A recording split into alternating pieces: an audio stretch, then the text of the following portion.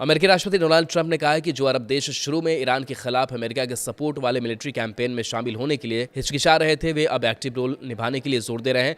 Trump ने कहा कि कई अरब देश तेहरान के निशाने पर आ गए हैं और उन्होंने अपना रुख बदल लिया है। हम हैरान थे, हमने उनसे कहा हमने यह कर लिया है और अब वे लड़ना चाहते हैं और वे एग्रेसिव तरीके से लड़ रहे हैं। वे बहुत कम शामिल होने वाले थे और अब वे शामिल होने पर जोर दे रहे हैं।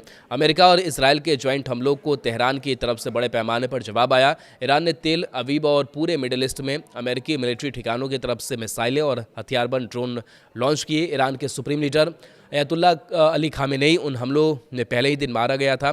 उसके बाद के दिनों में ईरान ने बहरीन, जॉर्डन, कुवैत, सऊदी अरब, कतर और संयुक्त अरब अमीरात पर हमले किए।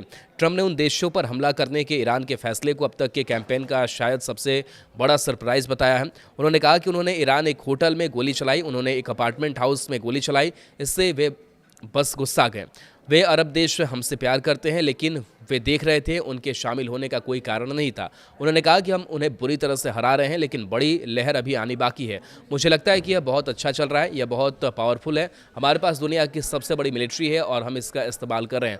ट्रंप का कहना है कि अमेरिका का सबसे बड़ा हमला अभी बाकी है। ईरान के खिलाफ कैंपेन शुरू होने के बाद व्हाइट हाउस में अपनी पहली पब्लिक टिप्पणी में ट्रंप ने कहा कि अमेरिका पहले ही अपनी ओरिजिनल टाइमलाइन से काफ़ी आगे है। उन्होंने कहा कि शुरुआती अनुमानों में कैंपेन 4 से 5 हफ्ते का बताया गया था। उन्होंने कहा कि अगर ज़रूरत पड़ी तो अमेरिका के पास और भी लंबे समय तक चलने की क्षमता है। 7 देशों ने ईरान की निंदा करते हुए ज्वाइंट स्टेटमेंट जारी किया। अमेरिका ने सोमवार को 6 अरब देशों के साथ मिलकर एक कड़े शब्दों वाला ज्वाइंट स्टेटमेंट जारी किया था।